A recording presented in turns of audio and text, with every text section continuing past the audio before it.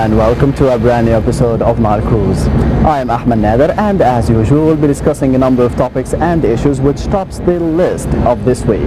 Of course, we'll be starting with the most important issue of this week, which happened on Wednesday when Field Marshal Abdel Fattah al-Sisi announced his resignation as the defense minister to be running for presidency in the upcoming elections.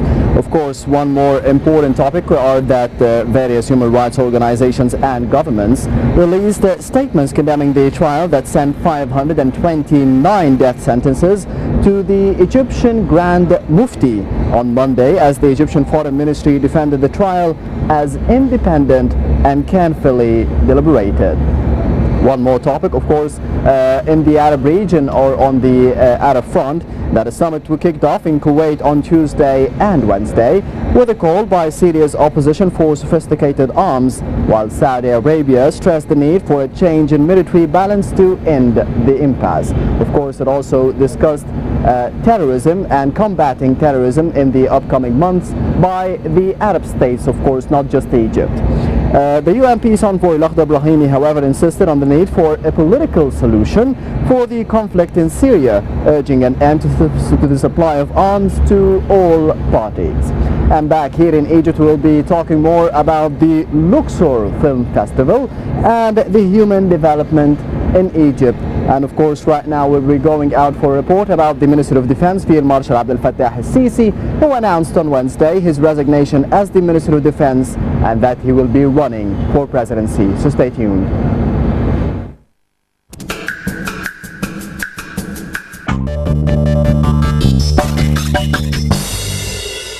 Field Marshal Abdel Fattah al-Sisi resigned from the military on Wednesday and announced that he was determined to run in Egypt's upcoming presidential elections, slated to begin March 30th. Stressing that he has been a member of the armed forces for over 45 years, he said that the last few years in Egypt have proved that no one could be president without the people's will. al-Sisi said that he does not intend to have a traditional campaign, but rather a comprehensive vision for the nation to rise, and called on his supporters not to spend a lot for his campaign. The presidential hopeful also expressed his determination to fight for a fearless Egypt. al-Sisi pointed out that Egypt faces serious economic, social, political and security-related challenges that existed before the January 25th revolution and have continued after the June 30th revolution, which led to the ouster of President Mohamed Morsi. He stressed that Egyptians deserve to live in dignity, security and freedom, in addition to having access to jobs, food, education, medicine and housing. Many Egyptians see in al-Sisi the strong leader needed to overcome the instability that has beset Egypt since the mass protests in Cairo's Tahrir Square, ending President Hosni Mubarak's long rule in 2011.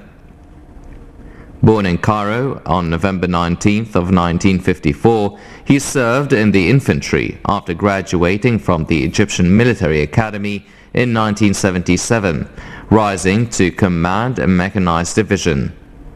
He went on to serve as Information and Security Chief at the Defense Ministry General Secretariat, Military Attaché in Saudi Arabia, Chief of Staff and then Commander of Egypt's Northern Military Zone, before being appointed Head of the Military Intelligence and Reconnaissance. Last Saturday, Amr Moussa, renowned politician and head of the 50-member committee that drafted Egypt's 2014 constitution, revealed the main aspects of al-Sisi's electoral platform. According to Moussa, al-Sisi is concerned with building the state on a modern basis and in line with the 2014 National Charter.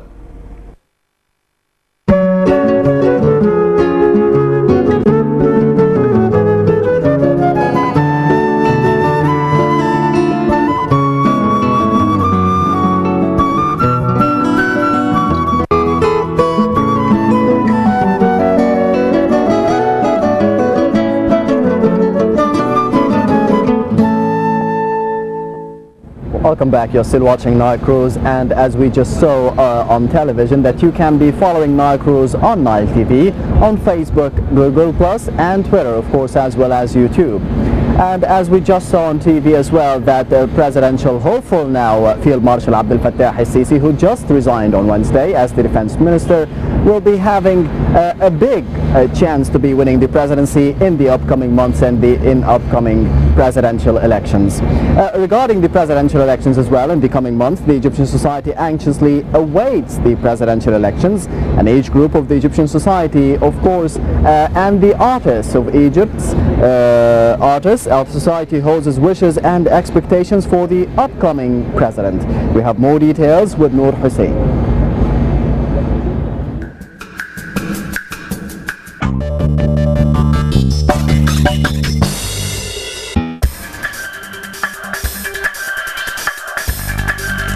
All of the Egyptian society has demands and expectations from the upcoming president. It was a must to know what artists want from the coming president, as they are a big part of the Egyptian society. I would like the president of Egypt to carry the revolution goals and make them the main target. I don't think till now the revolution reached power, but the power of the people is much greater than the people in power. We are much powerful now than anybody in power. The proof, Morsi and the Brotherhood, 1 year in power, gone. The proof will be again anybody in power who doesn't take the goals of the revolution and make them the target. I just want him to really like put the Egyptian people in his consideration and not anything else, and know, like, I really hope that he understands the potential that the Egyptian people beholds. Like, they do hold a lot of potential, and if just a person is able to channel this potential in the right way, I think we can do miracles. I mean, this is what I think. Just to work really hard and to work really hard at bringing the country together. You know, if there's a lot of division, and I think that we have to try to work. You know, someone has to try to bring the country together and be a leader and be a good manager also. So, yeah, that's going to be tough. Whoever is going to do the job, yani, is going to face a really hard time. So I feel sorry for them, and I don't envy their position. I pray for him because he has a lot of things to do. He has a very heavy burden upon his shoulders, not because the situation is so bad, but because the aspirations of the people are so high that the risk of disappointment is so high too. For all those wishes, expectations and demands, all we hope for is that maybe part of it will be granted to ensure the continuing of the roadmap and a better Egypt. Noor Hussein for Nile Cruise.